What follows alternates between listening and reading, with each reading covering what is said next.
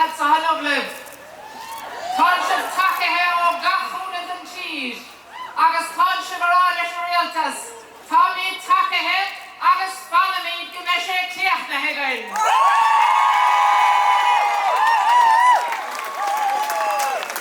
Ladies and gentlemen, colleagues, to translate.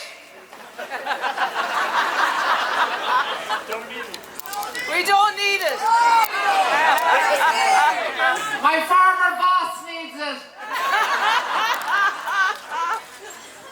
Looking out at you here, I couldn't describe the pride I feel in leading the Irish Nurses and Midwives organisation with Martina.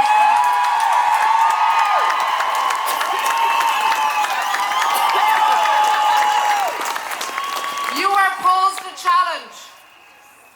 You were posed a challenge that asked you, is this enough for the future of our health services? And you didn't shrink from that challenge.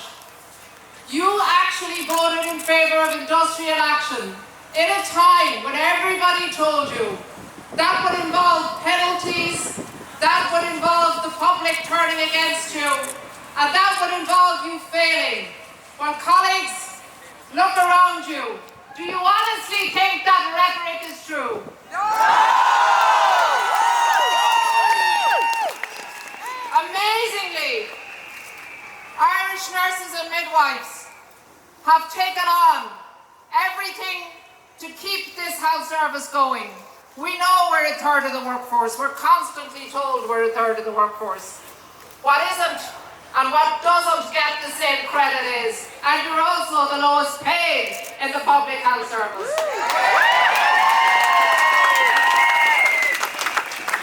The role you have taken on is that of defending the public health service. The public health service is worth defending, and the public are here standing side by side with us today because they believe the public health service is worth defending.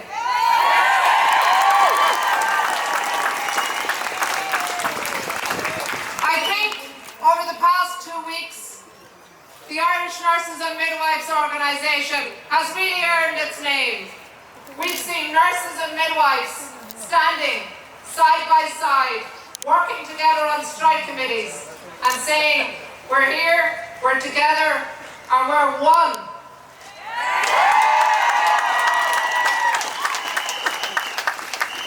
There's 3 main groups I want to thank for helping us, for giving us courage to keep going. The first group are all of our nurses and midwives on strike committees. It's not over. It has been really difficult. I'm sure you're fed up with rosters worse than the Christmas off duty. We have our strike days. We have next week and the week after. And if it requires it, the week after and the week after.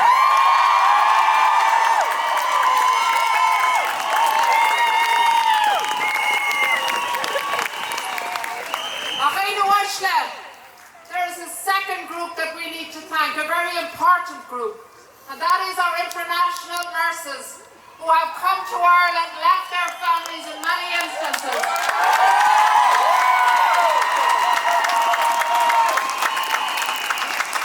And for the past 2 decades, helped us deliver an absolutely understaffed health service. Our international colleagues didn't shrink from the challenge. Every single ticket line has had a beautiful flavour of how international our profession actually is.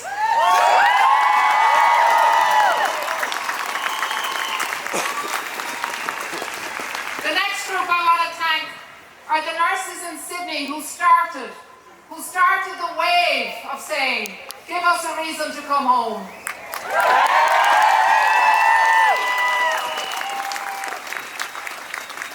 Those of you that worked in Sydney will know that it's a long way from home. Yes, the weather is beautiful, but in all fairness, they don't have Gaelic football.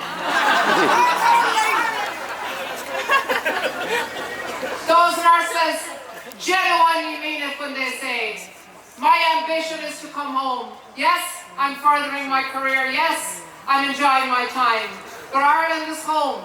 That's not rhetoric. And we need to give them a reason to come home. You're on strike, you're canvassing, you're lobbying, and you're working to make sure that there is a reason for them to come home.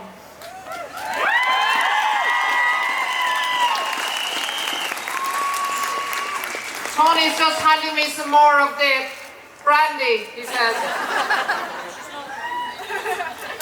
I think it was most unusual for the media over the past 2 weeks to try, and I'm very proud to say in vain, look for patients who were uncomfortable and unhappy with a nurses and midwives strike.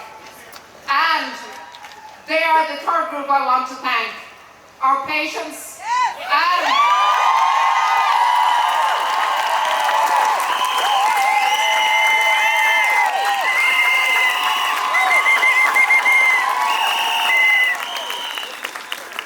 I was on the picket line in the Coombe when a mother came up with 3 Coombe babies, and each of them had a box full of beautiful cakes for the midwives, and they were so proud of having been born in the Coombe Hospital.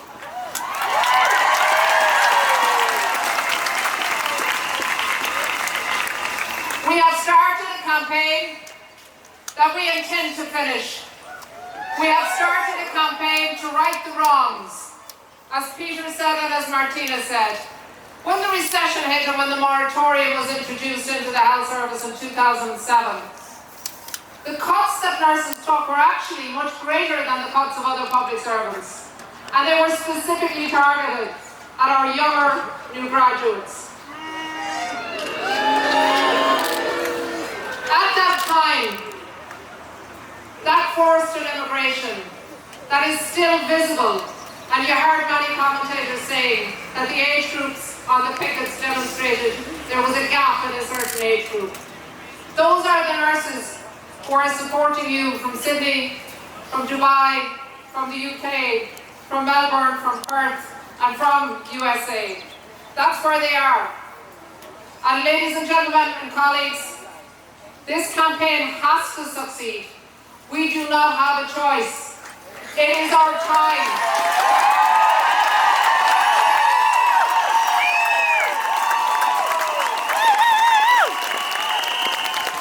It is our time.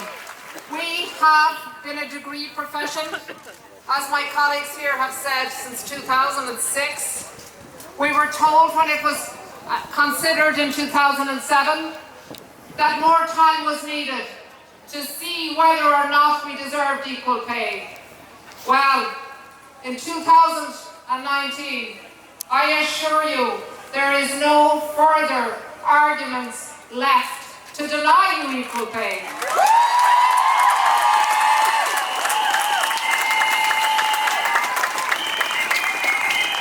Equal pay for nurses with other graduates is something that we have strived for, is something that we seek, and is something that we intend to get, because without it, nursing and midwifery will still be considered a little bit of a vocation and a little bit of girls going to work and girls just not having the right to stand up for themselves.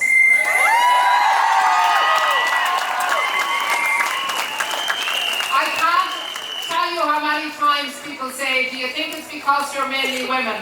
I think the answer is yes, but when women stand together, I'll tell you this much, it's very difficult to argue against them.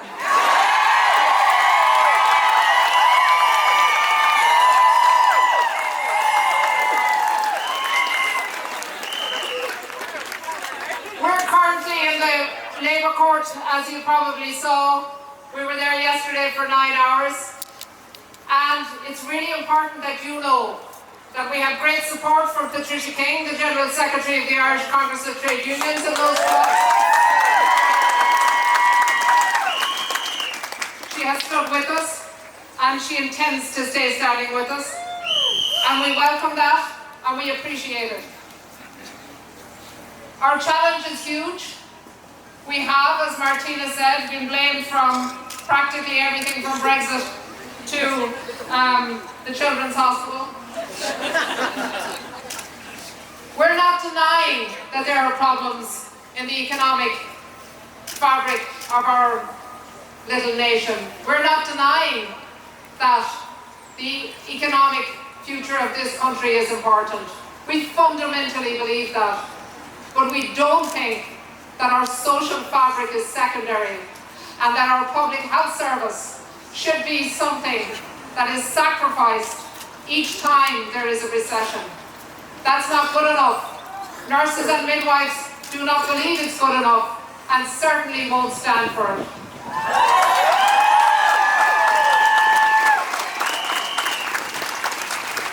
So colleagues, we've started. The toothpaste is out of the tube. It's very difficult to get it back in. We have to continue this campaign.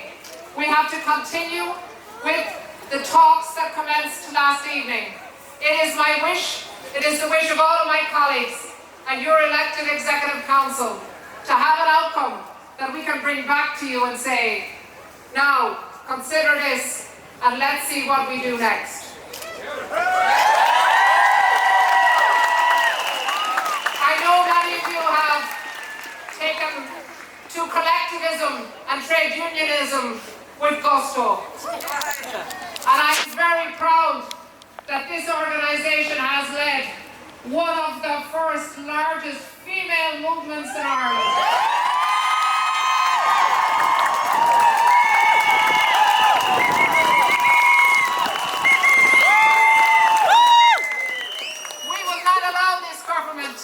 Continue to deny us the right to practice our professions of nursing and midwifery safely. We will not allow it, and you will not accept it. And colleagues, from today, this is the beginning of the watershed and the line in the sand. Nursing and midwifery cannot go backwards. We can only look forward, and look forward with pride. And we will continuously strive to get your message across through every medium we need to. You are not overpaid, overstaffed, and underworked. You are the lowest paid healthcare professional in the Irish Public Health Service. You are working in a health service with 1,700 fewer nurses than there were in 2007. And you are maintaining safety in a high-risk environment on a daily basis.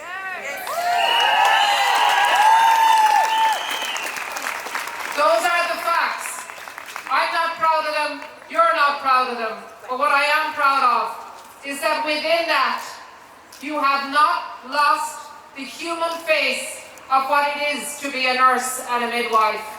You have been kind and you have looked after your patients to the best of your ability, despite all of those horrible statistics which demonstrate we have to succeed in getting safe staffing.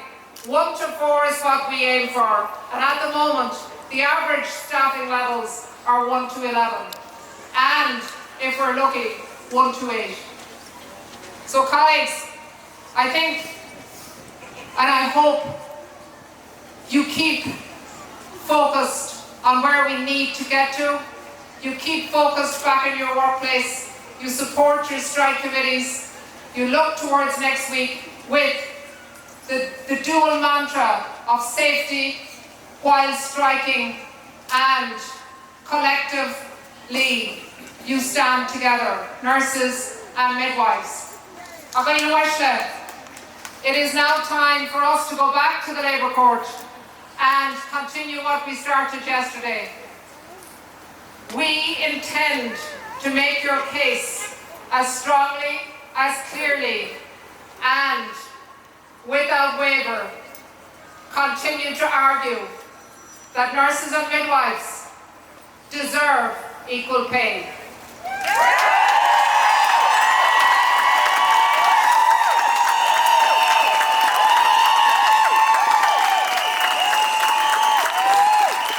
I want to finish up with the chant that I think it was Anne from Limerick started halfway up the street.